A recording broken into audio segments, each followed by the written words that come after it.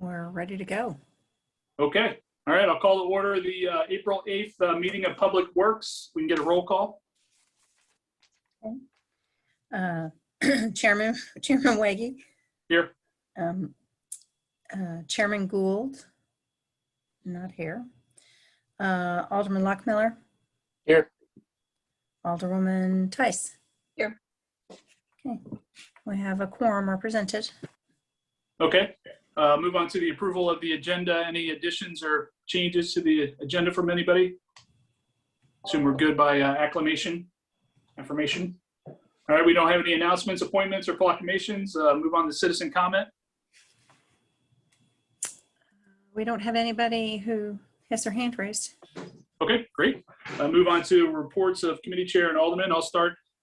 First thing is I'm making a request that we reschedule the May meeting. I'll be out of town, so it's originally scheduled for the 13th. So I was hoping we could move it to the 20th. So I was curious if Steve or Nancy, if you have any issues with that. I don't believe so. Yep, looks fine to me. Okay. All right, great. So we'll plan on doing that. And if we do have issues, we'll work through it. The only other thing I have is I've been watching closely the new decomposed granite going into the dog park. And speaking of teaching old dogs new tricks, I've been trying to use Twitter to communicate some of the things going on around town. So I'm sure Janet has noticed I've been tagging Brentwood on that to let our residents know. And I'll tell you, when I hang out at the dog park, everybody's pretty excited that that's going to fix the bud. So that's going to be a good thing. That's all I have. Steve, anything from you? No report. All right, Nancy? No report. All right, we got city administrator report, nothing there. So we'll move into the department reports. So Public Works, Dan, you're up. Remington. Yeah, I've got a few different announcements here. I guess I'll just take them in order. You had asked about the bulky trash item pickups for condos and villas. So I had spoken with management at both the Hanley Station and villas at Brentwood. Both of them actually liked the idea and they would handle the money. That's what I told them. In order for this to work, you're going to need to collect the money from your residents, and then I would bill you, and then you would in turn send us the money. So I gave them the breakdown on costs for the different items. And then if there's something that's not on the list, I told them just to call us and then we can give you a quote. And they said that they would post that in their newsletters and information to the residents. So we would just put them in the rotation. If it's Hanley Station, they're in Ward 2. If it's the villas, they're Ward 4. And it would fall on their respective Friday, either the second or the fourth Friday, depending on, their ward number, just like single family. So I think we're good there, unless you have any other questions. Oh, that's great news. Thanks for handling that, Dan. I think that's a nice thing we're going to provide to the residents that live there. Yeah, because they said they don't really have that many, because I said, well, how do they handle it now? Asked them that question, both management people. And I said, well, a lot of times when people move out, they just kindly discard it next to the dumpster. And, this would give them a means to get rid of it the right way, even if there is a charge. $15 for a mattress isn't too onerous, and it's done the correct way. So I think that'll work. Switching gears to Rosalie STP, Horner and Schifrin did submit the plans to MoDOT on March 25th. Usually it's about a 3 or 4 week turnaround. So we should be getting something back from MoDOT giving us approval, or they could say that there's a few changes that need to be made with the plans. This is the final set of drawings that would then go out for bid. So assuming that they like the specifications and the drawings, we'll get a letter saying that now you can advertise, and then we would move forth with that advertisement. So I'm hopeful that we'll start that bid phase in late April or the very beginning of May, and then we'll bring bids back. Hopefully with the meeting being postponed, maybe we'll even have bids. I don't know, we'll see what they say. So that takes care of that one. And then streetlights, our favorite topic for this and public safety. Or I should say, I talked to Ameren. They gave me a work order number for the ones there in Brentwood Forest. So they've got one work order that's tied to 5 different lights. They said that their construction department will issue drawings in the next couple of weeks, and then I'll give those drawings to Reinhold Electric. So it'll either be late April, sometime in May, beginning of May, that we start getting the conduits in, and then they'll send us a bill for those lights as well. Whenever they order them to have those installed, we'll be getting a bill for that. So I don't think we need to take anything back. We'll just give you another update on those. So hopefully we can report that some of these are getting installed here shortly. And then on the York Village side, of those 5 lights, I'll be getting 2 easements for the York Hills Drive area, those little wedges. Those will be coming in on Monday, is what TWM told me. They'll work on them over the weekend. And then the others will be received probably by the end of the week, which would put you at like the 16th of April. And then those I have to meet with the individuals. The other 2 on York Hills, those actually are owned by the trustees. So, that's common ground for the trustees. So I'll be able to submit directly to those folks instead of the individuals. So hopefully that'll go quicker. My goal is to do it in 2 phases. You would do York Hills as 1 phase, and then the individuals, I was hoping to get them to sign within a week. I don't know how I can really pressure them. It's their property, but, try to kindly, get these as quickly as possible. And then we'll do those individual ones as a group as well, because we have to rent an auger to drill the foundation and then build your foundation, pour the concrete, let it cure. So hopefully we'll get some lights in a few weeks, and then that'll show them what they actually look like, how they function. I want to get them out of the box and actually see them work. And then maybe the ones that said no will then change their mind, because they'll have an actual model out there that's what we're going to do. If you support it, fine. If not, then we'll move on and go elsewhere. So I think that's pretty much it. Yeah, Nancy? I just have a suggestion for Dan. When you send the information to the homeowners, you may want to let the trustees know at the same time, and then if you anticipate slow return, the trustees might help reach out to those residents at the same time you are, just to move this along, because I do know it's important to the trustee group that these lights go in, and that might help. Okay. Yeah, I can keep them copied, or, just let them know whenever I release them to say 54 and the other addresses. That should help. Steve, any questions or anything? No. Okay. And then Dan, just on the Rosalie STP, so you're still thinking construction would be in the summer sometime if you're able to go out the bid? And, right? That is correct. Yeah, because once we get the bids, we still can't take it to you for approval. We can bring them to your attention, but we ultimately need approval from MoDOT. Maybe I'll try to run that concurrently. That way, I'm just waiting for them to give the same nod that we do. That way we're not waiting another month. I'd like to, get their approval right, say after our approval. I know we can't spend money until they give approval for each step. So. Mm-hmm. Okay, great. So. Okay. All right, let's move on to Parks and Rec. Eric? Yeah, thanks. I have a couple quick things on my department report. The first is just an update on the pathway between Bridgeport and White. I was able to speak to the homeowner at 8703 White. He said there's a family who owns the house and then rents it. Now, when I went out and talked to them and met them in the field, they were a little confused about the fact that their fence was encroaching. Mainly because, it was his aunt's property. They've been there forever, and, that's where the fence has always been. I did give him the plat map, and he was going to compare that to what he had done when he bought the house. Again, I'm confident on our survey work. So, I think once I talked to him about that, he will work with us. He did have a couple questions. And if I share my screen real quick, I want to talk about and the big question is, does he have to move the entire fence, or can he move just a portion of the fence? And if you look right here is kind of the stake mark for the property line, and just goes straight back. There's not one staked in the front. So, we might work with TWM to get that staked again. I think they might have actually done that for Dan. So, and maybe even be able to draw a line for the homeowner. He said we could go back and maybe put down some paint to help him out and see it.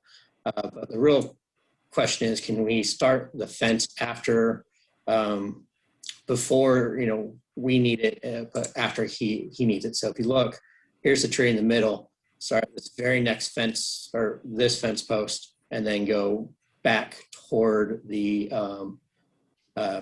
fence. He said primarily it would help him with cost, saving the cost.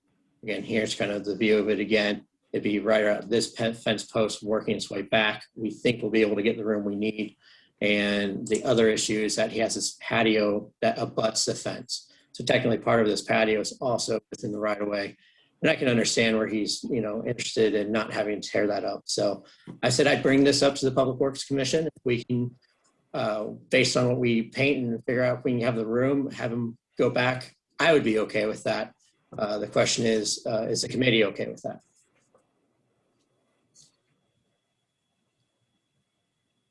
Yeah, okay Nancy or with it. Steve, I mean, do you have any issues with that? No, I don't. I mean, if he's contesting our stake survey and all, he might just have a spot survey, and that's kind of, the stake survey is better. But yeah, I don't have any problem. I wouldn't have any problem with working with him on just sliding that fence over halfway or to that side, and keeping this patio intact. I completely agree. It seems very reasonable to do that as long as you can make the path wide enough and not make him pull up his patio. Right, so Eric, it would just be kind of a joggle on that north side, kind of just get around the tree, and the rest of the fence line would basically remain. That seems totally reasonable to me as well. Okay, wonderful. I know he'll be happy about that. And again, he was great. I mean, he was willing to work with us. So, anything we can do to help, I think would be beneficial as well. So we'll work on that. We'll also, we'll be starting demolition with the dog park. Probably the week after we're done with the dog park, we'll move over there. I know Dan's been working with getting elevations and getting an estimate of where the path will go. So hopefully we should have it done in the near future. Awesome. Then secondarily, Normwest Park. I know, I've hearing some rumblings about whether or not the Board of Aldermen is interested in changing the name of Normwest Park, mainly because of Brentwood Bound. Again, I just wanted to bring it up mainly because we're in the point right now, we're working on our signage package. And so if we move forward with that, if we're going to go a different name, now it's time to do it before it goes into production, and then we have to repay for that stuff. I could not find the exact date the park was named after Normwest. Obviously, from what the stories go, and completely understand, Normwest gave the city that land and asked that it be named after Normwest. When the real estate contract, when the city purchased that land for Brentwood Bound, I put that in there. It states that we can rename it at any other time. And so, whether, it's good and bad either way. The things about the reason to change it is the fact that if we want to ever think about naming rights, I joke around, I see Craig a lot, and every time I see him, I'm like, how does this sound?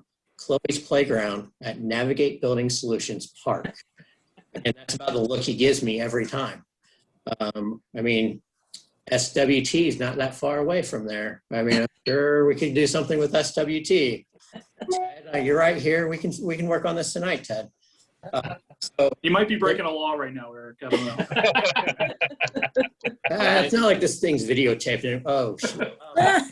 So the other thing is, just branding consistency, as we kind of talk about the stuff we're wanting to do, if we're, with Brentwood Bound, if we talk about that naming of that new Manchester renewal area, the redevelopment area, do we want to kind of brand it similarly to what we might brand it there? Historical recognition. We talk about Thomas Madden a lot and how we can recognize him, and this could be a nice different way, a nice, really good way to do it. And then cultural significance, if there's any sort of cultural significance, we've talked about the neighborhood that was removed at Target. That's one thing. We obviously have a German heritage in Brentwood, Straussner Road. A lot of the different roads are named after the German families.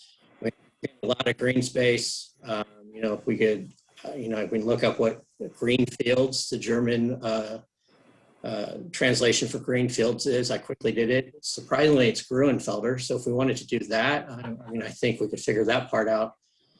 So there's just a lot of different things. And so that's really the topic of discussion. So Eric, how much time do we have if we did want to rename it for all the reasons you mentioned or the potential ways? I mean, you're not going out for sign printing near term, are you? No, the signage package go out in the GRG package. And I'm looking at Craig, I think that is later this summer. So we're getting close. They're in between the 60 to 95% drawings right now. So, as we talk more about it, that's why I thought maybe we get this figured out. And this would give us some time to talk about it and even take it to the board for a discussion if we want to. Yeah, Steve. Eric, is that part of the GRG, does it have a name? It's just the Deer Creek Trail. So Okay. we'll be connecting to the Deer Creek Trail. All right, just curious. Yeah, Nancy. So I'm newer to the board and don't have as much long history, but I don't feel a great need to keep the name of Norm West Park for something that is as large of a portion of this massive thing that we're doing in Brentwood Bound. I feel like if we feel the need to keep the name Norm West somewhere, maybe we could in a different way, but to call the park that everyone is going to associate with the entire Brentwood Bound project, a historical name that was just a small portion of that, I don't feel a strong need to keep the name. And as a fundraiser person, if we are, I don't know, we haven't had philosophical discussion about going out and fundraising, but if we choose to do that, naming rights would be something somebody might want to donate for. So, and one of the things I could add to that, because I apologize, is that we did put together a naming rights policy as we started with Brentwood Bound, and with the idea that once we got our 501c3, we could start going out to those larger corporations. I think I've already talked about 2 of them to talk about different things that we might be able to work on. And I should have put this in here. We actually just got notified that we have obtained our 501c3, so we can start that process. Yeah, Steve. Yeah, I agree with Nancy. If we want to call the entire park like Deer Creek Park, and then just have different components of it for allowing for naming rights, or the soccer field's just called Norm West Field or something of that nature, I'd be more inclined to that. I think we kind of bought our way out of having to be married to Norm West, the name. So, but I think the whole park ought to be called something, since we're going to have a lot of visitors from outside of Brentwood, that could relate better to some name. I will say there is a Deer Creek Park already in Maplewood. Everyone knows it as Rocket Ship Park. Well, then we'll be Deer Creek Parkorama. So Steve, that kind of sounded like a motion to take that to the board for discussion and start the process of renaming. Well, if Nancy will second it. I certainly will second it. Okay. So Eric, I mean, I think that's what you were kind of hinting around, that, and I would think we'd want to put an end date of when we have to have that name locked in, or else we'll spend forever talking about it. And that might be an opportunity to go out to the community and get input. And, I know Barry will suggest Madden Park. We're looking for items for the workshop in May, so it seems an ideal time. We'll add that to the agenda. Great idea. Great. Thank you. Is that it, Eric? That's it for my report. Okay. Next up, we have planning and development. And I know Lisa's not on, but I think the only item here is the McGrath, right? Is it Dan? So Dan can just provide information on what he knows. Lisa has been the city's primary lead on this item, especially with it going to P&Z. So Dan, can you speak to some of the traffic issues, traffic concerns that you all have brought to the school district's attention? Right. I've attended a couple of meetings with Lisa and the developer, or the actual architectural team. Some of the stuff we talked about were the queues, how parents line up now versus how they want them to line up in the future. I'll back up a step. I'm sure you guys have looked at the plans. Where McGrath is now, the soccer field will become the new school area. And then the other part, which is where the school is now, that'll be repurposed into soccer fields and other amenities. So it's basically flipping the script on it, doing a mirror image. So the challenge is whenever people do arrivals, do you want them coming in two different ways or a single way? What CBB proposes, which I would support as well, is that they would do their arrivals. They'd come in from St. Clair. The cars would turn going east, heading towards high school through this new roadway. The passenger side door is typically where the children would get out. So that makes it safer because you're right by the curb. They drop the children off, come out the egress, which would be high school. And then you could turn and go either northbound or southbound on high school. So that's one of the things that we would like to see. Some of the things that Lee Cannon talked about during our last meeting, to encourage that one-way flow, you would have angled parking. Right now, the parking stalls, if you look, they're actually perpendicular to the curb. They're 90 degrees. So that's one thing that he talked about. Some of the things I looked at with the plans that Lisa gave us would be to improve the parking stalls on the west side of high school. Those parking stalls are partly on city property, and then the other part, like west of high school, where the nose of the car would go, that's actually on private property.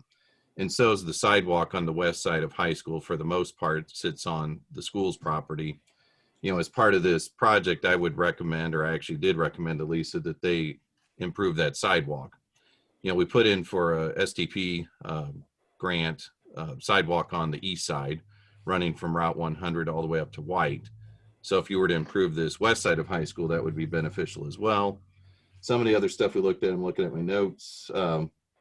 McGrath itself, we thought would be completed around the end of 2022. Once that's completed, now the traffic challenge is that Mark Twain needs to be remodeled. Mark Twain students, staff, everything moves over to McGrath.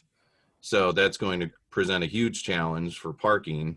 One, you're going to have the parking challenge and traffic issues during construction.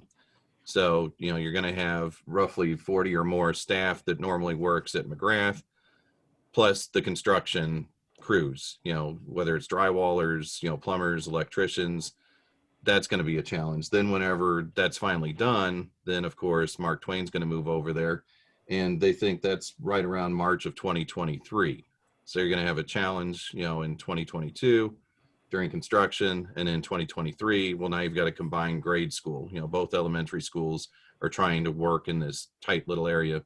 Some of the challenges I know police talked about would be to try to minimize parking issues. You don't want contractors pulling trailers on, say, St. Clair or Park Ridge. And for that matter, we also talked about on the flip side of Litzinger, that's Rock Hill.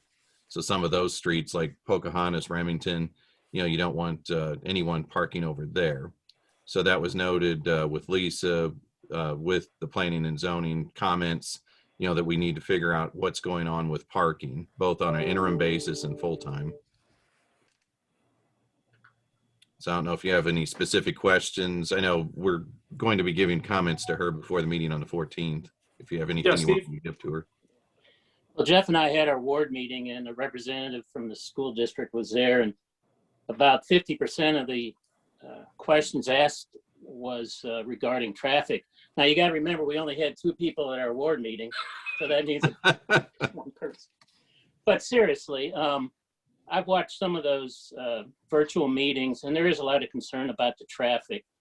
And that was, I was just kind of wanting to relate that back to Lisa, to take the planning and zoning when they're considering this, because you're going to have the construction traffic, and I know Nancy can probably had her ears ring because of that.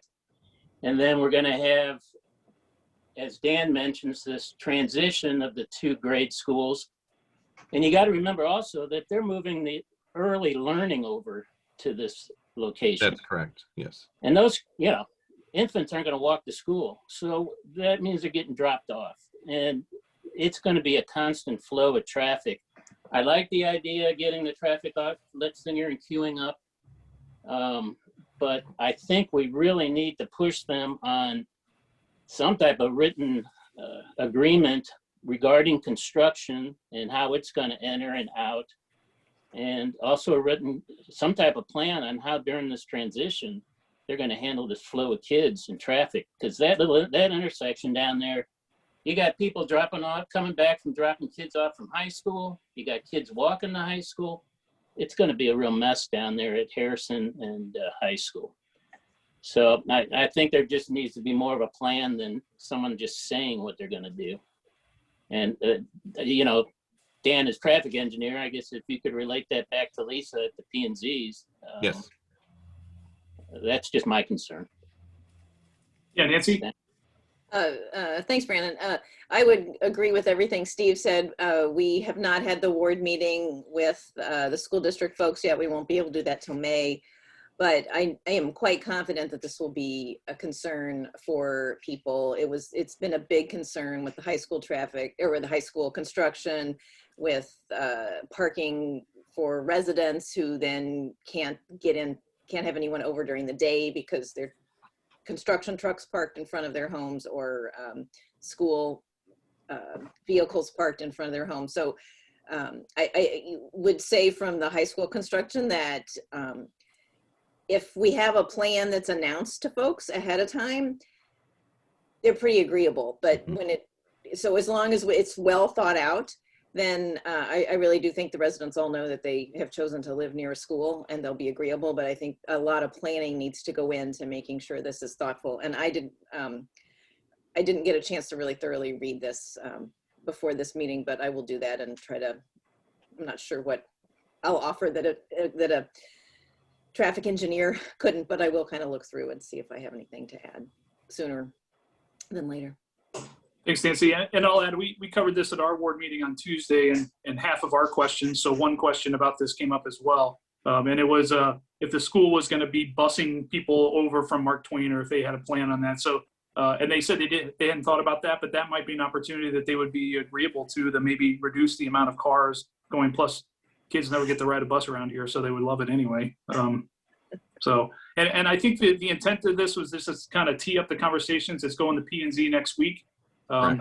And so that's when the traffic study will really be presented. So that might be an opportunity for us to listen in on and hear the full analysis of that as well. Good. All right. Thanks, Dan. Thanks for the last minute ad hoc presentation there. All right. And then moving on to Sustainability Commission. Just you, Eric?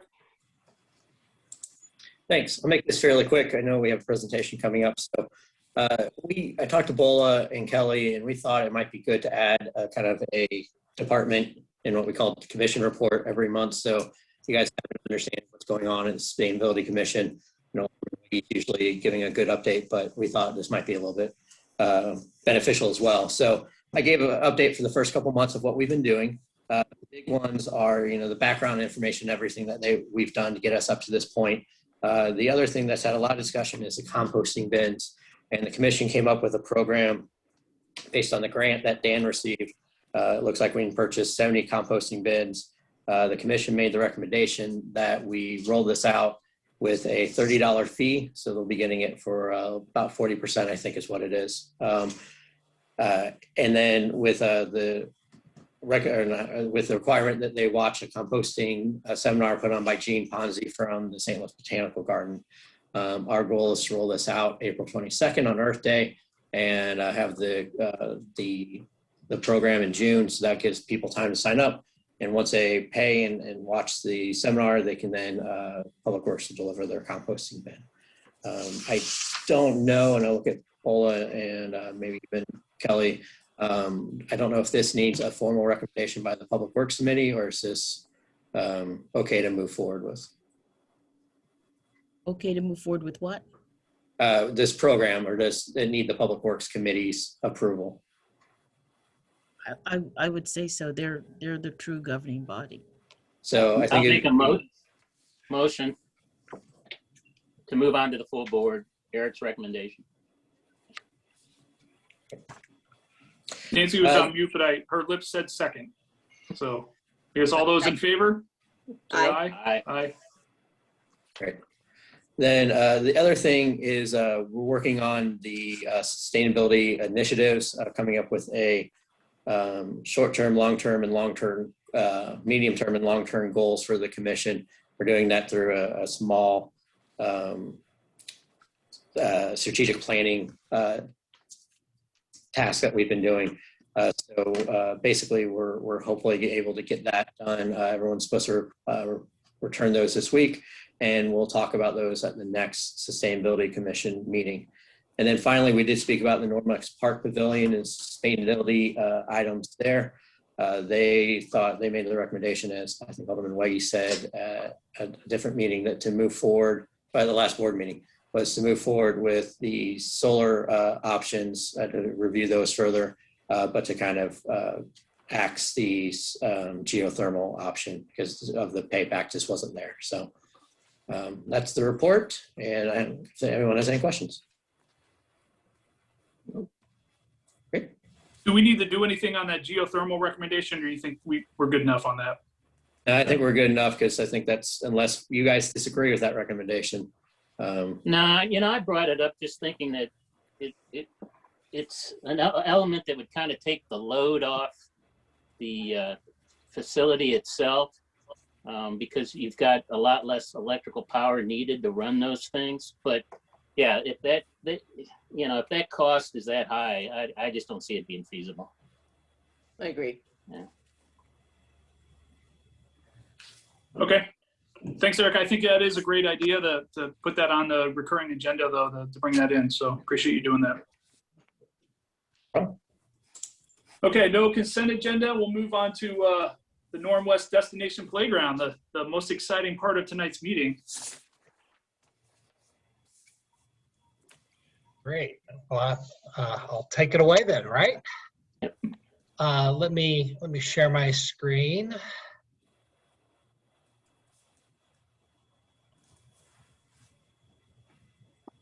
My name is Ted Spade. I'm the co-founding principal over at SWT Design. So I've been in business for a little over 25 years. Got to celebrate 25 years with a pandemic. So I'm going to do a do-over later on this year, I think. And I think many of you know our work, and you know where we are. We're just on the very edge of Shrewsbury, a mile and a half, less than a mile and a half from the park. So hopefully I can get my hard hat on and ride my bike to the job site. So we're looking forward to that, and we're just pleased. We're thrilled that you guys selected us.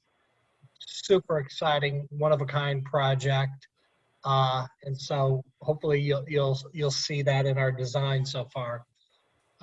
Just to give you a little bit more understanding of who we are, we were founded in Parks and Recreation. Our facility right here on Big Bend near Laclede Station was one of the very first projects in the world to be certified Sustainable Sites Initiative. So we are part of the pilot program. So everything about our office is really speaking to environmental design and sustainability. We're very proud of that fact. We are made up of civil engineers and land surveyors, and so we'll be putting them to good use on this project as well. And we understand that collaboration is super important. We want to make sure that we get buy-in at all levels, and that we're really creating a one-of-a-kind destination. So as we look at what we're presenting tonight, one of the first things we'd like to do is just start with the goals, right? And there's more to this than I want to spend time on. But one of the things that I really feel strongly about is really creating a memorable destination. And when you have a memorable destination, people want to come back, time after time after time, and discover something new each time they come. I'm a firm believer. Our firm has been involved with projects with Forest Park Forever for over 25 years. That has been a real economic boost to that area and has really created a lot of development around it. So we recognize that the Brentwood Bound project is about economic development, economic renewable, creating a place for families, and connecting people with nature. These are all things that are near and dear to SWT's heart. Also on the call, I was remiss to not mention, Klaus Rausch is also on this call. Klaus is our project manager, so he'll be really getting into the day-to-day activity and working with Craig and Eric, and I'll be involved as the lead designer on the project. So you'll get to hear from me because I'm passionate about presenting and really trying to tell a story as we move through this. Ted, Yeah. Chantal is also in the gallery. Oh, So good. So Chantal is our civil engineer. She's what I call a civil engineer groupie involved in the sustainability and landscape architecture. So really weaving her talents into not, I think quite often you'll see civil engineering and work that it's doing its job, but I like to make stormwater management part of the environment, the art, the visualization, the education, and you can see that in a lot of our projects. So Chantal is great. So yeah, thanks for letting me know that she's on the call. So what we want to do is kind of explain to you how we're approaching kind of the $2 million scheme, a $3.5 million scheme, and then a $5 million scheme. Obviously, they all build upon each other. So one of the first things that we think about is a design toolbox. When it comes to playground design and destination play, and how do we make it a memorable experience, it has to be inclusive, right? It has to be inclusive. It has to be sustainable, thinking about the maintenance, thinking about the seamless transitions, right? I mean, you've got several designers on this project, so we all got to collaborate and make sure that things weave together and are seamless. Flexibility, phasing, costing, all these things we're thinking about as we do this. And then the other is kind of zoning of the play areas. It was a blink ago when my kids were younger, I wanted to make sure they played on the safer playgrounds when they were 2 to 3 years old, right? So you need to make sure that they're not around the bigger kids that are really running wild, right? So thinking about how we zone it, thinking about multi-sensory aspects of a play environment. Water, for example, you guys want to have a great water amenity here. One thing I've learned is you want to separate the water from the other play areas, right? Because sometimes mom and dad's not ready for full immersion play, right? And so we like to separate even the water play and that activity. So a lot of these things are lessons learned, right? As you know, we worked on O'Day Park, which I think many of you have seen, and you've seen Veterans Tribute Park. And one of our very early inclusive play facilities was Tillis Park, which had a lot of donors, right? Well, that was another thing, is thinking about how do we recognize donors in this. So we'll be glad to work with you in that as well. The other thing that I think is really critical, and this is just part of what we do, is thinking about sustainability. What does that mean to us? Things like water recovery or water harvesting. If we're gonna have a spray ground, we're gonna have a lot of gallonage of water being used. That's potable water. Do we repurpose that water and use it for irrigation, for example? We'll have a lot of discussion. And so as we think about a $2 million scheme to a $5 million scheme, there's certain things that we can do in that realm.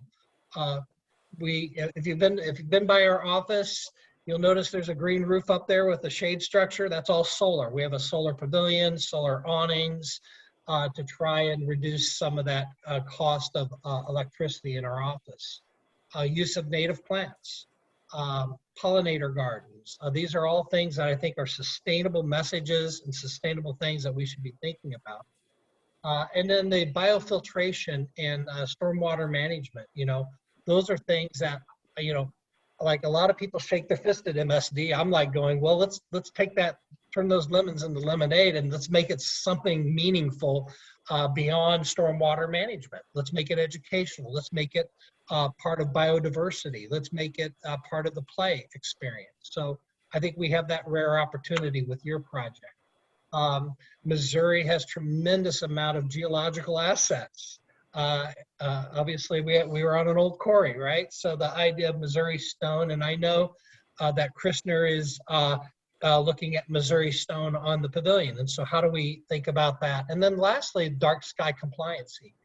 If we do some lighting, how do we deal with dark skies and making sure we have good safety and security as we think about that. So these are things that you'll be seeing as we move forward.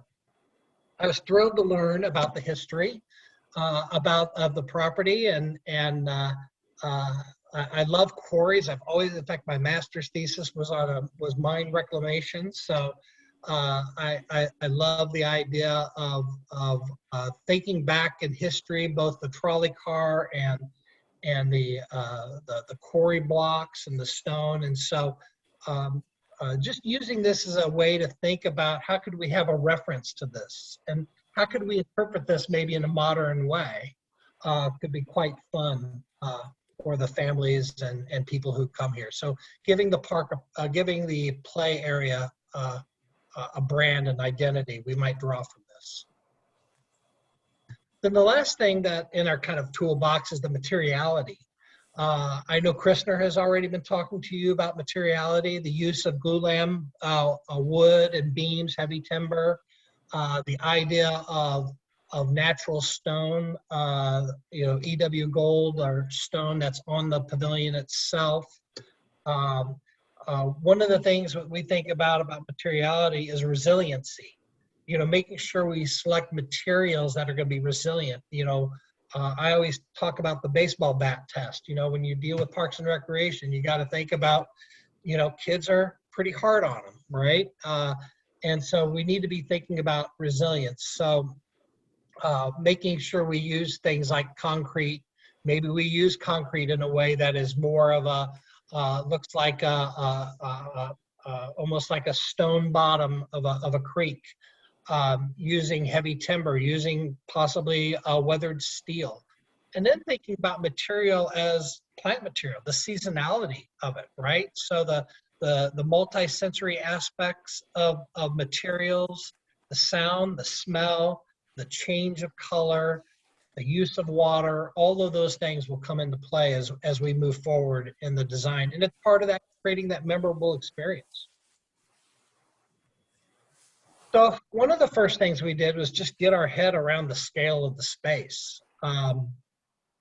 The picture on the left was from the early conceptual master plan and was identified in the RFQ where the parcel would be for the destination play. We know we're up against some MSD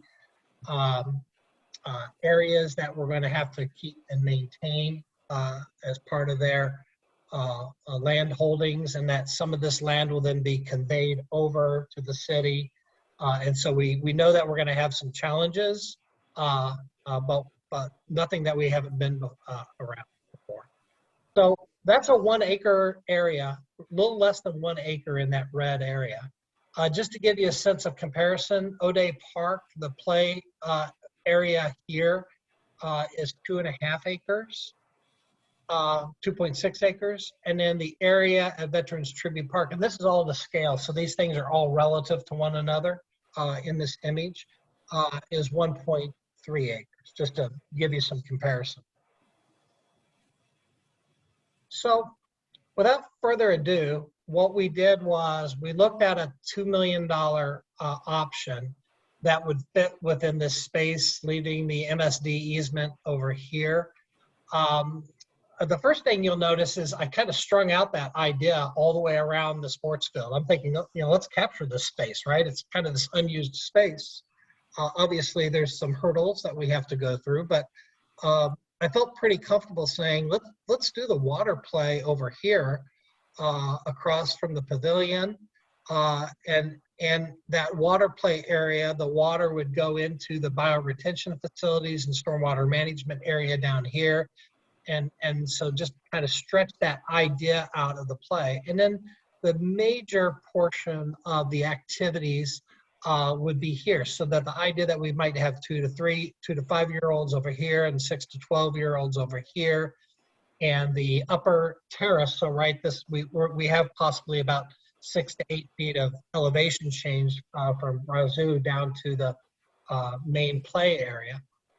There would be the idea of swings, and then having a central pavilion right here that would allow families to have eyes on all their kids. If they got different age groups, right? You got to be able to see where they are and have good sight lines to the pavilion and the restrooms across the way. So really your arrival to the destination play area would be right here, where then you'd make decisions of where do you want to go.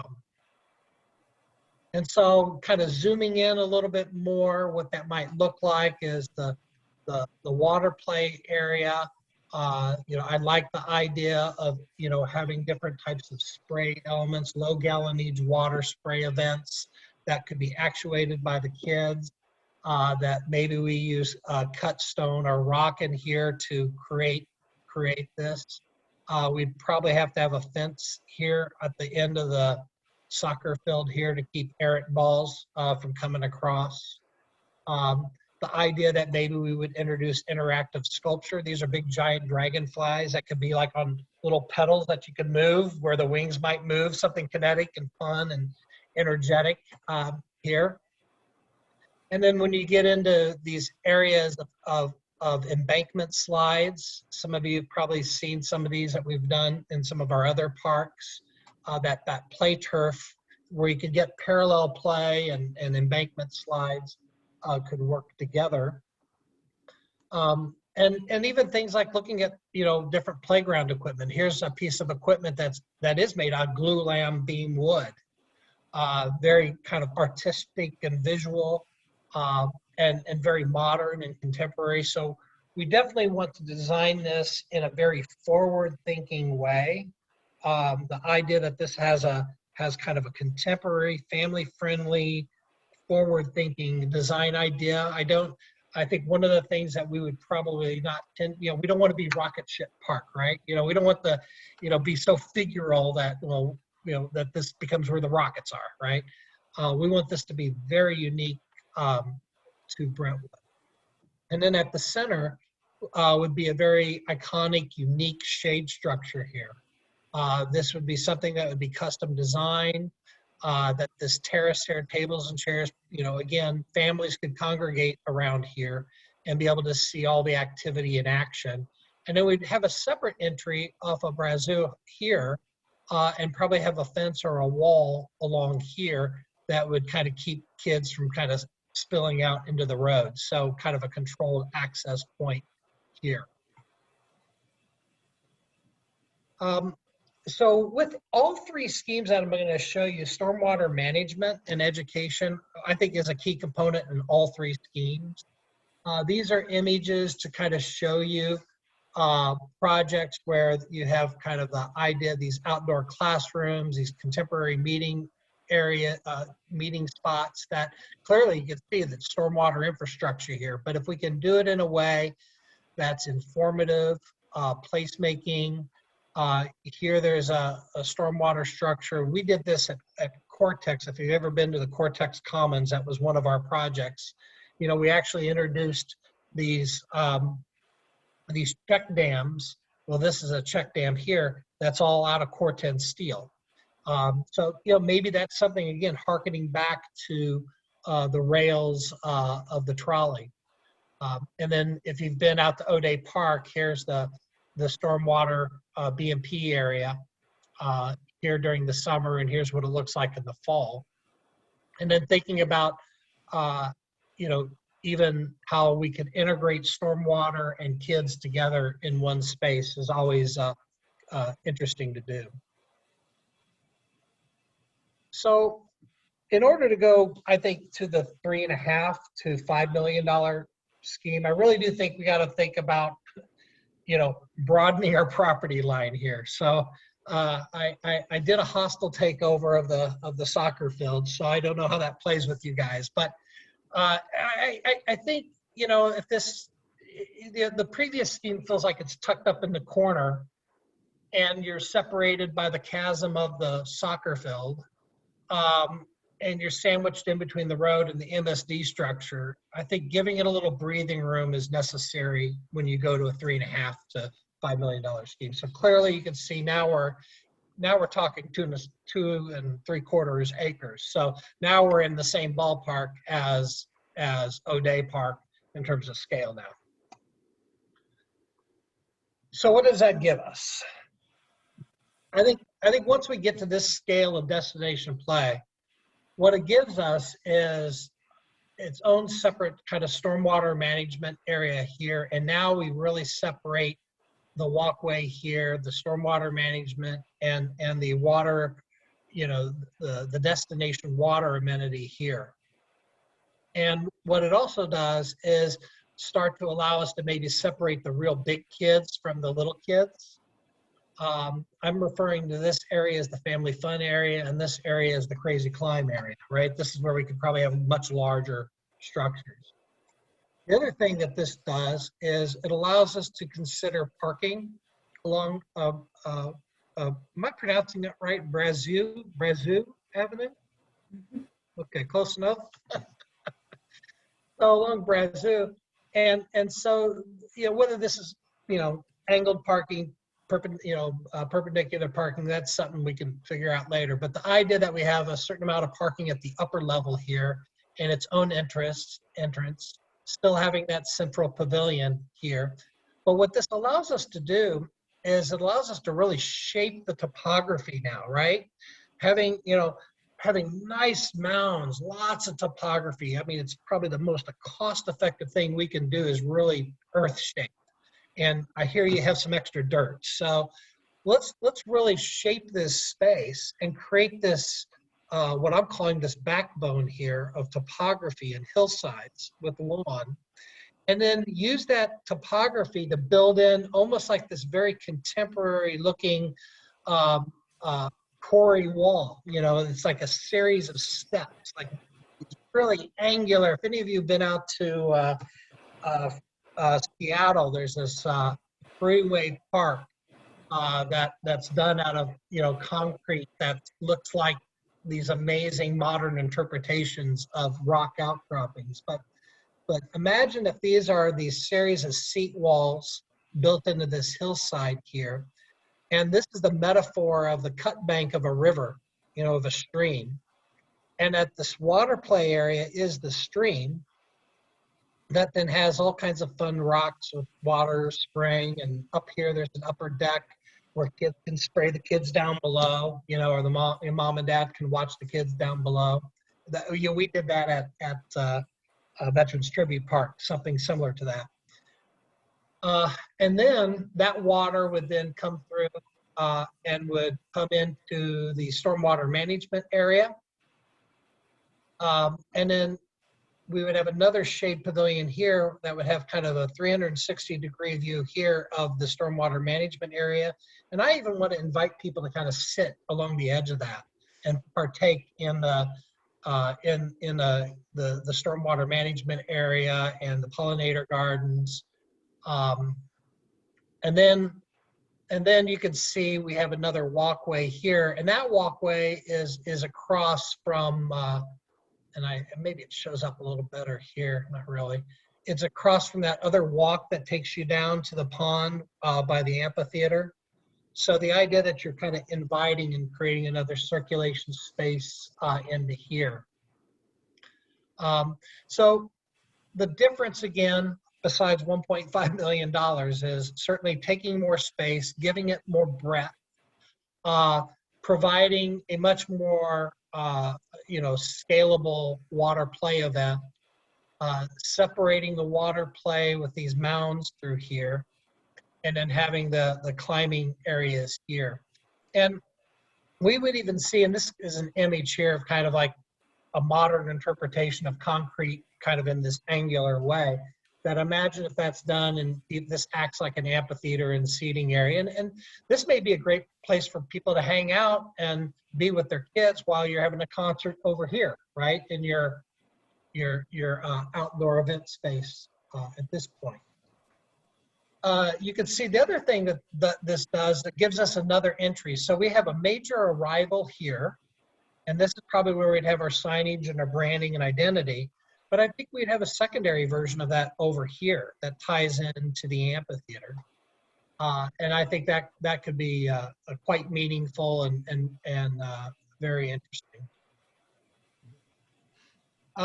When we get into 3.5 million and the $5 million schemes, I think we can really look at more unique structures. I know some of you all mentioned, the solar shade structure over at the St. Louis Zoo. What I find so interesting about that is the devil's is in the details, like discovery. I love the idea that there's this etched, corten steel with frogs and critters and plant life on it. I think that's very important, is to have architecture that's just not performative, but also it's part of the branding and identity of the space. So we have AFH architect Anna Hernandez is on our team. Her husband and Anna were very involved in this structure here, along with Horner Schifrin was the structural engineer, who happens to be our structural engineer as well on this project. So having something iconic, this is a shade structure that we're doing in Forest Park in Bull Lake. This is going to be under construction later this year. And the idea of the shade structure was to deal with biomimicry. You can see the honeycomb here. This is next to a pollinator garden. And so it's to create this nice little educational outdoor space across from the planetarium. So those are the things that we'll be looking really on all three schemes. But I think certainly as you go up in price, the more things we could think about. So then the $5 million scheme kind of is the icing on the cake. And the way we looked at this was is more additive. And the idea that this series of hills and this spine that goes through here would be a place where we would think about adventure play. And so there'd be this trail, this adventure trail. And from that adventure play tower, you would have you'd have different net climbers and slides and activities along here. And at the very end here, you can see, I got a little bit out of my scope area, but I thought it would be really cool if we could have, a bridge that comes across the path over to here and have like a little outdoor music area across from the amphitheater or something, be kind of fun, or maybe binoculars or things like that where kids could observe wildlife. Some of you that went to a Veterans Tribute Park saw that we had a boardwalk that went through the trees. And at the very end of that boardwalk, there was fun nets in there, and there were these binoculars. You could look at the lake down below. So this becomes this really neat adventure canopy, nature play element through here. In addition to that, we were looking at maybe that in the $3.5 million scheme, we could only afford a very simple shade structure.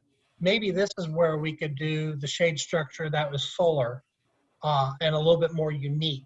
And so it affords us that type of opportunity in there. The other thing that I think when we get up to the $5 million range is then we could talk about repurposing the water that comes from the water play area, the potable water, and putting that into a cistern that would then go to this above ground cistern. So imagine a vertical above ground cistern here that we would recapture that water and use it for irrigation. And then again, that becomes this kind of iconic entry element as you enter the destination play area.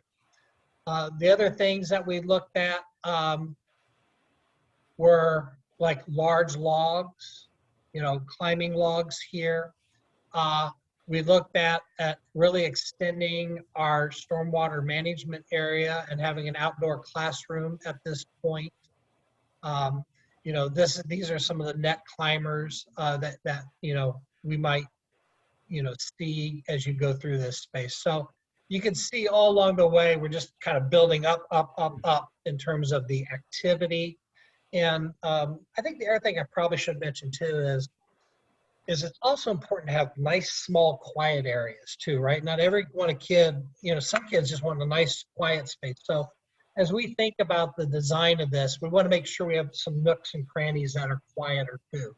And that's important. I know I'm kind of talking about big adventure, big ideas here, but it's not lost on me that we need to think about the small spaces too. Ted, I believe the other part on that $5 million project was, or that $5 million vision was that overlook at the water play area. Yeah. Is now, there's the opportunity to get a cover over that instead of a deck like in the $3.5 million version. Right. Yeah, it might be more of a tower element right there. So again, we're still at a real high level. We're at a conceptual level. I just wanted to give you an idea of the feel of what 2 million might look like, 3.5 million might look like, and 5 million might look like. And so again, some of those, adventure play areas, you can see that it doesn't have to be, it doesn't have to be Bass Pro, really nuts, really kind of Adirondack Lodge looking. You can have more of a modern contemporary feel like you see here. But at the same time, the idea of integrating slides with hills and trees and lighting and bigger rocks, all of those things I think make for these memorable experiences as we go through here. So really just kind of roll this all up in one big picture. The area that's identified in green is roughly what we think is a $2 million scope area. Then you add another $1.5 million, everything in yellow becomes that. And then you add another $1.5 million to get to the $5 million max. Then you can kind of see how all that kind of layers together, to create that destination play area. And just to give you a sense of scale and can you still see my screen when I put that over it? Yes. Yes. Okay. So we still have a lot to go and update this, but we just did a real, we did an animation fly through just to give you a little bit more sense of scale of what this might look like, kind of the full build out idea.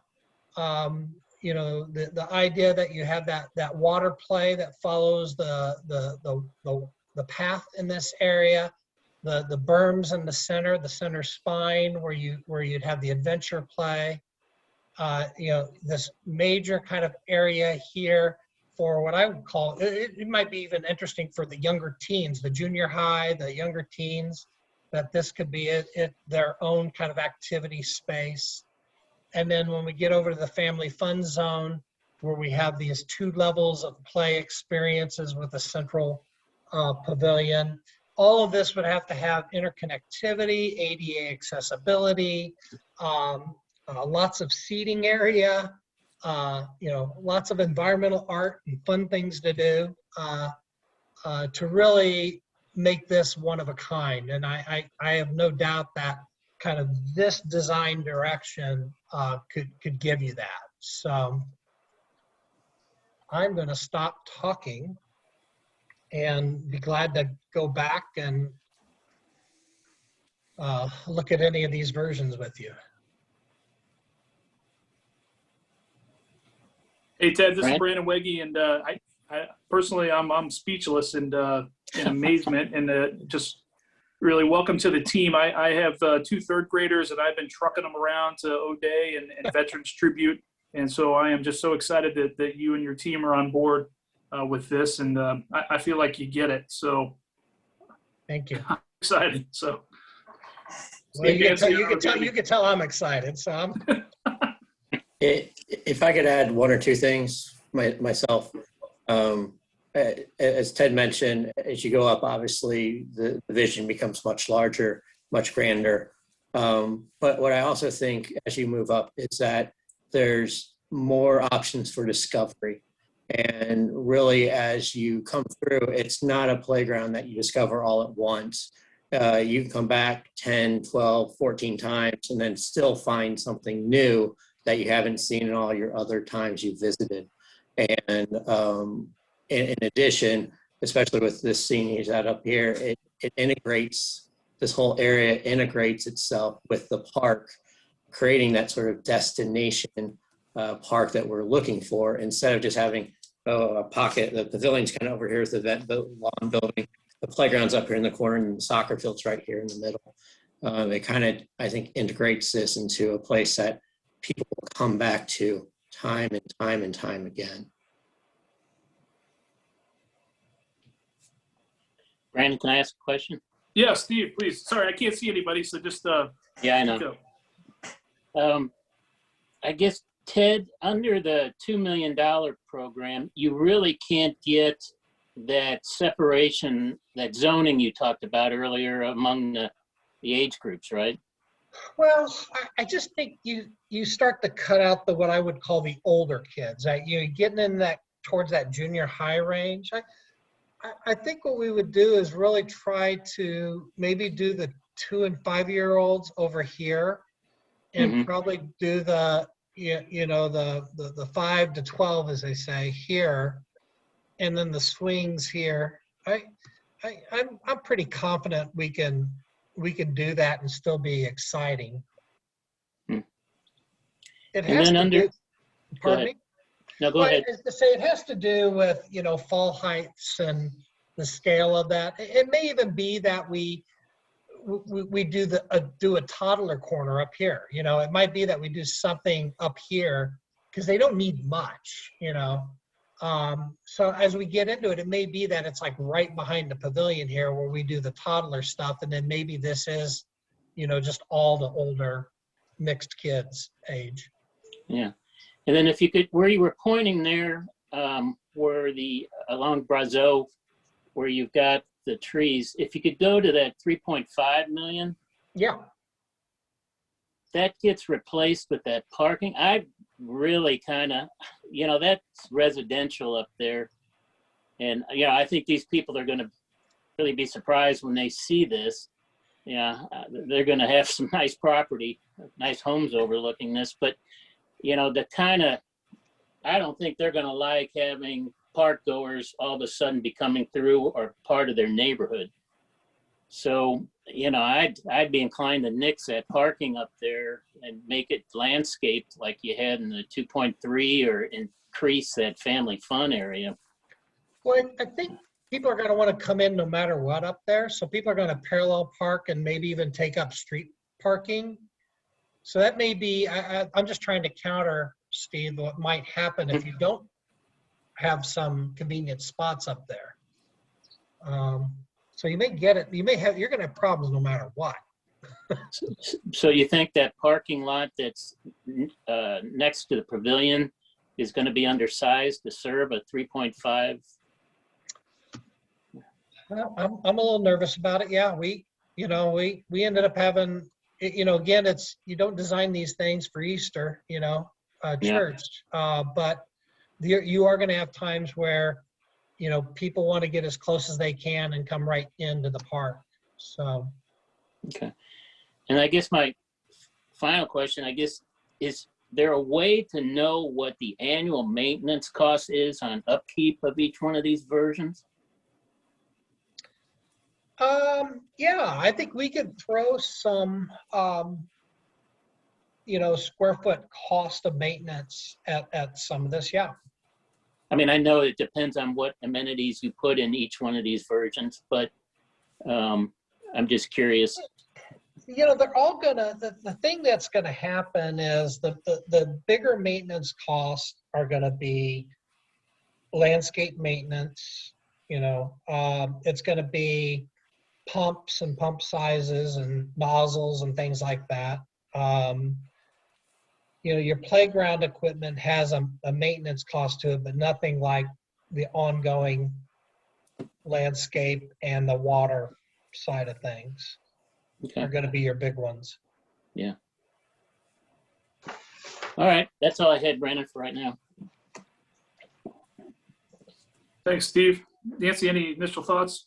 Yeah, my initial thought is I haven't wished my children to be younger in a long time. My youngest is 16, and this is so cool. I know this isn't what Brentwood, the original plan of Brentwood Bound didn't talk about a playground, but for us to be able to provide something like this for our citizens, to be able to get there, wherever they park, on their bikes, walking, this is just phenomenal. And I'm really excited. I'm really excited about the larger vision of this playground without the soccer field. If there's, and I think, I don't know how much that soccer field was used originally. We're getting along without it right now with the construction. So I guess I might look to Eric to see if we would be fine without the soccer field. But I think there's a lot more that people would get out of this than having a smaller playground and a soccer field. So anyway, I think it's really cool. Yeah, I'm happy to interject for a couple quick things. Is another thing that I think I want to mention too is as I've pushed for this narrative, I'll be honest, for the past 3 years of talking about the event lawn building, the pavilion, and the playground, and part of it is now, as I say it on paper, this is what I've been hoping and dreaming for, and for this community. This vision, if we stay with the $5 million vision, I think brings something to the community that we don't have before. It brings something in the region we don't have. And in addition, also works with the redevelopment area. And I think once we get this sort of out in front, I think that will help bring people to the redevelopment area too, because they'll have this beautiful park right next to where they work. I'm a soccer guy. I played soccer in college. My kids play soccer. I've told my daughter and son the only way I will love them if they play soccer. And I saw this and I said, we do not need the soccer field in this park because this is so much nicer and so much better. What do? I'm looking at those options already. We have a soccer field in Brentwood Park that is a little bit smaller than this size. We could easily, multiple parks have multi-use fields where you utilize your outfields for soccer fields. We haven't done that in the past because we haven't had the usage or the need for it. We also talk about the fact that McGrath will have a U10 field and a U8 size soccer field as part of their plans. Our field is going to be a U10 size field. So McGrath is getting a field of the similar size.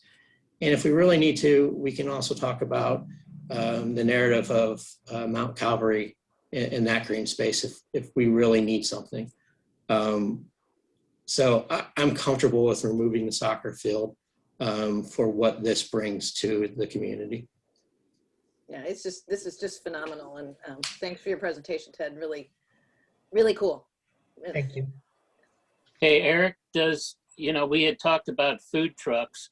Does that play into this or eliminate that thought along that one pathway? No, we've actually, and it's right. If you see my cursor, I don't know if people see my cursor if I do things. Yeah. Go back, Ted. Yeah, I was trying to see if I could, you want me to point it out, Eric? So yeah, right here, we've actually talked about moving the food trucks to that location for a number of reasons. And not to bore you, but one is to have food trucks in this area with noise and just propane pollution into the playground, we thought might not be the best case scenario. It's also in the line of sight of the stage backdrop if we put the stage that way. And also, when you talk about food trucks and bigger events, we're really talking about, 1 time, 2 times per month, and using this event a lot more. And to have this space then to be multi-purpose, this is where staff can put up our tents or sponsors can put up their tents when we don't have food trucks, and also helps out with the overall flow of what we're doing in the park. So that's why we decided to move it, and it just helps out as well. So it's. Yeah, Steve, that was like one of the first things I brought up was, I attended a couple of your meetings hearing about this, and I was very nervous about that location. So I think creating like a little food court over here which is really on the backside. So if you think of going to a theater or anything, you'd go to the PAC anyway. So I think, and you're next to the utility. Oh, there you go. Yeah, you're next to the utility closets, and the utilities are right there. Sure. So I think it made a lot of sense to move it over there. Yeah, I agree. And that's what Christner is now working on as part of their design. So I want to get credit for that now. So Okay, Eric, what do you like, Eric? The big picture? If you can't tell, yeah, I like. And I know, a lot of times I bring up expensive things, but, to me, this is, as I said, this is what I see this park doing for the community. And then again, even that, when I talk about since day one about how you spend your entire day down in this new area with the redevelopment, you come down to the park or you come down to the farmer's market in the morning, then you go out and you have a late breakfast or a late lunch in one of the restaurants. You come back for maybe something in the amphitheater, let the kids play in the playground, spend some time at the new brewery or winery, whichever's going to be there. And then you finish up the day with a concert, an event in the park and strolling around and shopping in between that. That is my vision of Brentwood Bound. And this, I feel like, makes it a reality. Yeah, I could see sitting there at the brewery and just pointing to where the kids can go play. Yes, and we'll have line of sight, so we'll be good. Yeah, there you go. I want to thank the committee for allowing us to actually think that there will be traction if we truly try to hit this out of the park. And I know that this started with Alderman Weggie. I never imagined the board could possibly be receptive to a $5 million park. But, Eric, as Erica said, we've always said destination playground. And, if when we talked to the school district, I thought we needed to touch base with them to make sure that what they're designing with the school, the middle school, that it will truly eliminate the need for a soccer field there. And once Eric has had a chance to do that with Dr. Lane, then we know with certainty, we're heading on this good path. And then at the workshop in May, the board could talk a little bit more about it, but we're just thrilled to pieces about this. So, and I think I get that sense from all of you as well. And the mayor who's in attendance. I think when I look at those who are the attendees on the side, I see the mayor, I see Alderwoman O'Neill. So I'm getting the same level of excitement there as well. And I think even if the school district does need something, that's where we talk about some of those other options I brought up, whether it's the outfields, fields 2 and 3, even field 1, whether it's expanding Northwest Park, or not, the field 4 in Brentwood Park. And then, we talked about McGrath already, and then even the possibility of Mount Calvary, if that pushes that a little bit forward. Hey, Nancy, you had a question? I do, and I'm not, maybe this is for Craig, but can you talk us through timing with all this and when we would approve things and, when construction would start and when we would see this? Sure. So the next step is Ted will take this back with his team. He'll develop the presentation probably a little bit more because they'll have more time to prepare for the work session, which we've now scheduled on May 10th. And then that's when Ted and his team will present to the overall board, similar to what you saw tonight, but just developed a little bit more because they'll have a month to expand on it. And at that point, we would be looking to the board to provide direction on which route to go. And probably the most important thing to provide direction on is if it's okay to eliminate the soccer field. And like Eric said, and Bola, they're going to have some discussions on, just not how to do that. So that's another thing that staff can report back to at that work session is next steps in the soccer field. But we would need to provide direction on the soccer field immediately because our other design team is advancing the GRG connector design, which includes that soccer field. And like Eric said, we're going out for permitting in middle of May. So we need to know immediately from you all, hey, is the soccer field in or out? Because if it's out, we don't want to go out for permit showing a soccer field. We'll immediately eliminate that. With direction with you all in May, then Ted and his team will then start design on whatever option you want, 2, 3.5, or 5. And then it'll take them about 7 months to design it. which would allow us to go out to bid around December, January timeframe. Then we would start construction spring of 22, which would allow the whole project to be done by end of 22, along with all the other improvements you guys are working on with Brentwood Bound. Did that answer your question?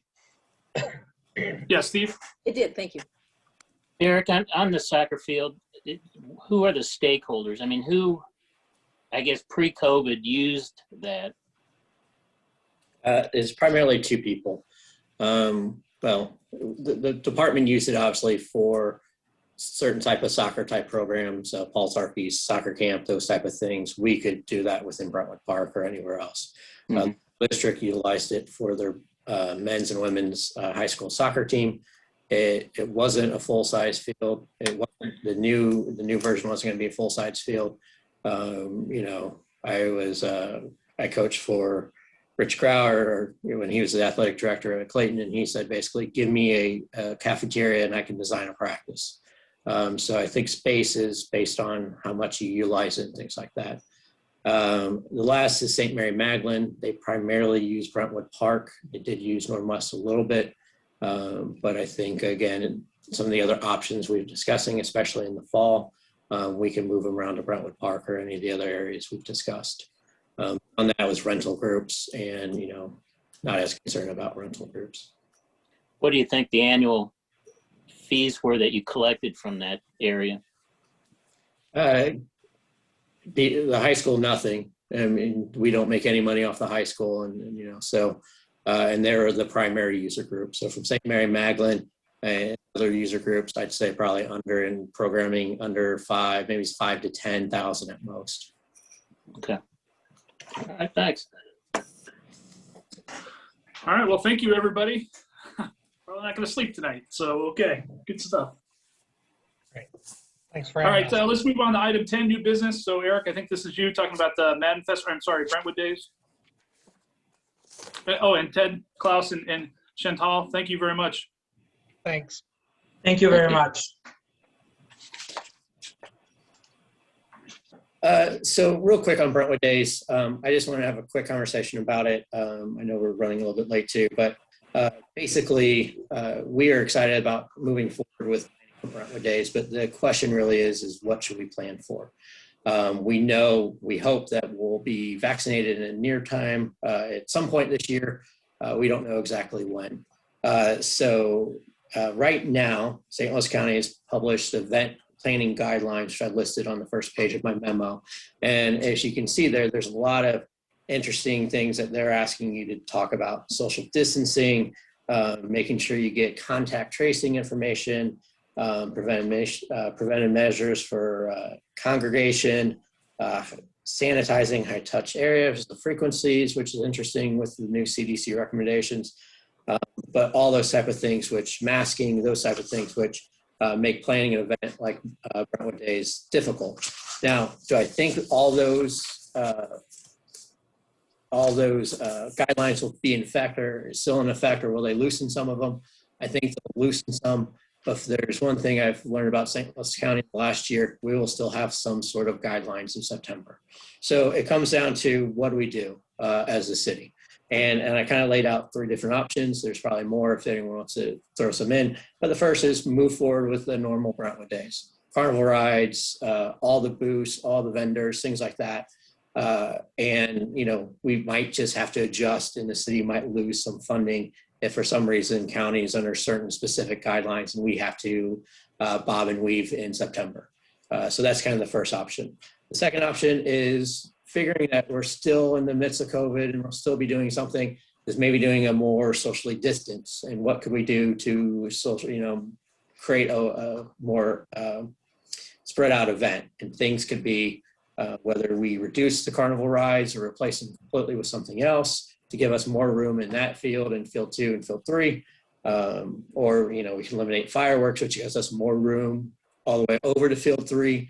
That's not my recommendation, but I'm just saying that's what we could do to then have more room for the carnival rides. We could eliminate the children's entertainment tent. Again, that's a place that we're basically asking people to congregate. We could do strolling magicians, strolling acts instead. The vendor booths, you know, do they provide that much to the event? food and drink obviously do, but maybe we just cut down those other 4 rows to 1 rows, maybe just the sponsors. So that's things that we've already discussed about is what we could do to kind of socially distance if we want to kind of go that route. The last is, do we rebrand it into something smaller, into more of a Brentwood community only event, and think of Light Up the Fall in 2016 when we had to create something after Brentwood Days was rained out. So we could do, again, a smaller, one sort of food vendor, different sort of things. I think Light Up the Fall, which then we redid in the Centennial for Light Up the Spring, I think is a wonderful community event and can be well done if that's what we want to do. It's just, what do we do? So that's kind of the discussion out there, and what the board, what your feelings and thoughts are about moving forward with one of those 3 different options. Yeah, Nancy?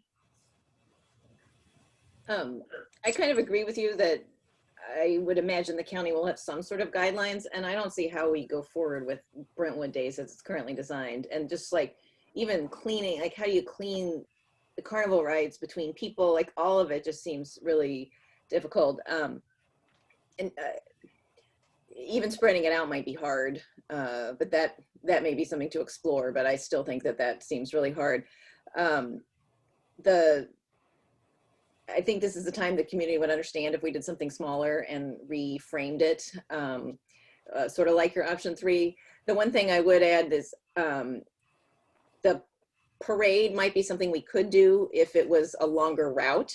I think the firefighter Santa drive-through on every street, we obviously shouldn't drive through every street because it takes forever, but like that was wildly popular. So maybe there's a way to incorporate a parade so it's some of the traditional Brentwood Days, but then the rest of it's different. But I don't see how we can do carnival rides now, plan for that now with the current environment.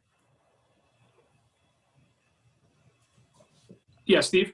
I agree with Nancy. The carnival rides tends to attract then people outside the community, and you lose that control.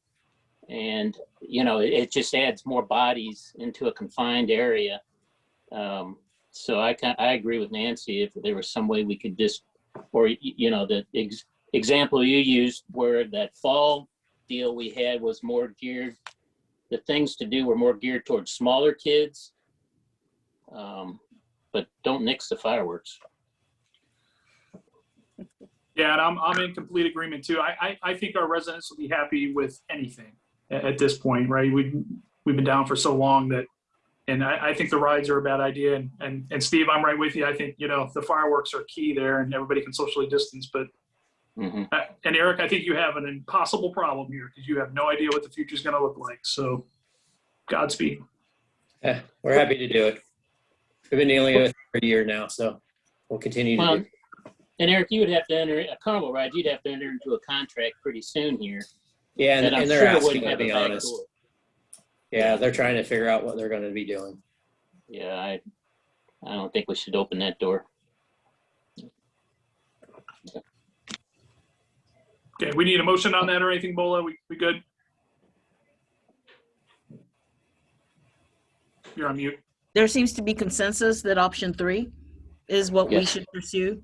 So I think Eric can update the board at the next meeting that we're going to follow up on option 3 and additional information to be forthcoming. Okay. I got just a question. Does option 3 still include a parade? Oh. We could do that. Don't get me wrong. I mean, we could one of the things we talked about as far as, if we did a more community event is maybe spread it out, make it a little bit longer. So people can have more fun and really make a day out of it. So maybe the parade's a little bit earlier. And then maybe we go and do something, kind of community lunch. We'll bang out some ideas, but I think if we want to do the parade, or maybe the parade's longer, as Alderman Tice said, so that eats up some time too. So we'll figure things out. Yeah, I think our residents are responsible. They'll spread themselves out along the route. I don't think that's a danger. Thanks. Okay. Yeah, I would just want to add one little thing. If we are doing food and it is, people aren't getting, I don't know, but when people have their masks off eating, that seems to be a time when COVID spreads. So we would want to think about whether it's a picnic thing where you sit with families or you're in smaller groups. But I just want to, as you think about that, just interject. Yeah, I mean, that's one of the things we talked about in the full event is that big corner, or that big tent, the food tent where everyone sat. And that was one of our concerns too. So we'll keep all this in mind. And, you know, even though it's a small event, we can still use a lot of the space down there and try to spread things out and have a lot of fun for people still. Okay, all right. Thanks, Eric. On to item 11, citizen comment. There are none. Okay. Motion to adjourn. Second. All those in favor say aye. Aye. Aye. All right. Thanks, everybody. Have a good night. That was fun. That was Yeah. fun. Maybe the most fun meeting I've been to for Isn't that- all of the Isn't it fun Brentwood spending times. money? Well, we'll fix that next meeting. Don't worry. Oh, no. Good night. Good night. Right.